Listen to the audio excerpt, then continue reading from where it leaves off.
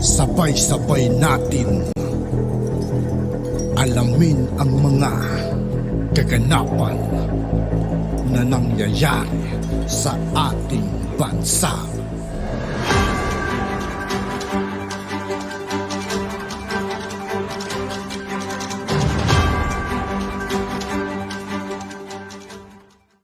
Yo, what's up mga kaibigan? This is Aituki po again. Ngayon nandito naman ulit tayo sa channel ni Pinas News Insider. Dito naman ulit tayo magbibigay ng komento at reaksyon. Kaya samahan nyo ako guys. Let's go! Let's go! Ang balita ngayon, viral ngayon sa mundo ng social media. Planong babagsakin si Pangulong Bongbong Marcos. Totoo nga ba ito mga kabanat? Ating alamin. Pero bago ang lahat sa channel na ito, huwag mo nang patagalin yan. Sa lahat ng hindi pa nakasubscribe mga kaibigan kay Pinas News Insider, mag-subscribe na po tayo at huwag nyo rin pong kalimutan mag-subscribe dito sa aking channel.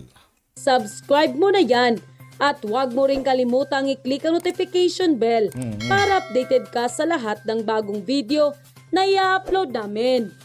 At eto na nga mga kachika, umuugo ngayon ang mga balita na di umano'y may kinakasang destabilization plan ng AFP laban sa ating Pangulong Ferdinand Marcos Jr.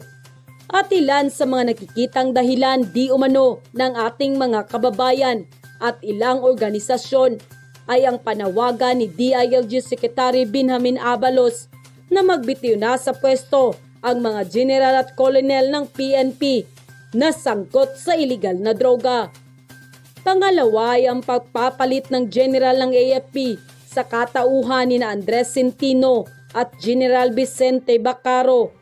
At ang pangatlo ay ang pagtatalaga ni Pangulong Bongbong Marcos sa kontrobersyal na Secretary of Department of Justice na si Jesus Crispin Boying Rimulya.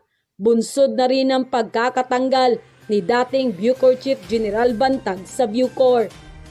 Samantala, may mga nagsasabi naman na napakababa ng mga dahilan na ito para magsagawa ng destabilization plan at para pabagsakin ang ating kasalukuyang Pangulo.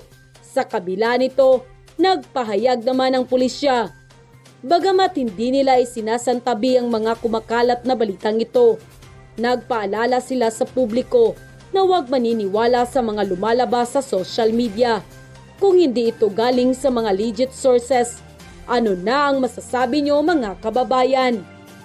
Samantala, sa iba pang balita, may matinding laman ang sulat na ito ng mga innocent PNP third level officer kasi hinihiling nila na ang kusang loob na pagbaba sa pwesto ni PNP Chief General Rodolfo Azorin Jr.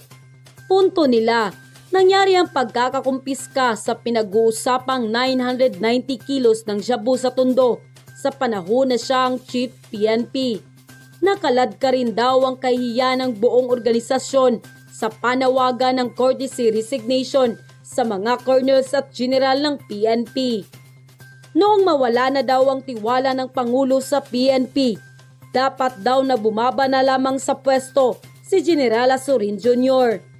Bilang malaking sakripisyo sa organisasyon, nakasaad pa sa sulat na dapat huwag silang idamay sa sinasabing kapalpakan at kapabayaan sa pamumuno. Ipaubayan na lang dapat daw ni General Azorin sa isang opisyal na may alam sa administrasyon at intelligent operation ng pamumuno sa pangbansa. Hinamon ng mga ito si General Azorin dahil sa buhay ang kanyang tagline na "Life is Beautiful" sa pamamagitan ng kanyang pagbaba sa pwesto. Kaya ang tanong natin, bakit nangyayari ito?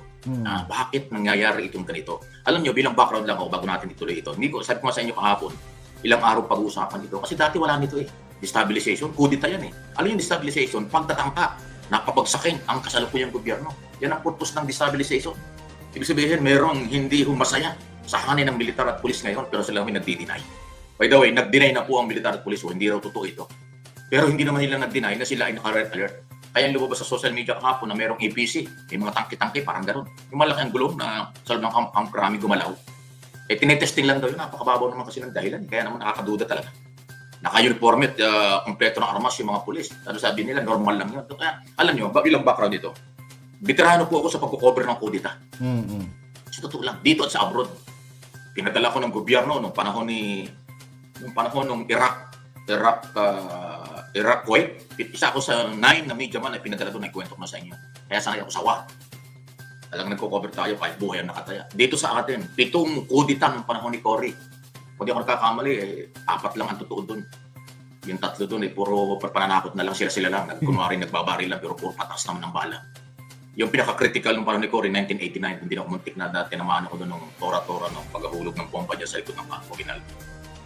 Alam na alam ko yung cover. Lahat ng militar at polis no na incumbent, lahat sila denial.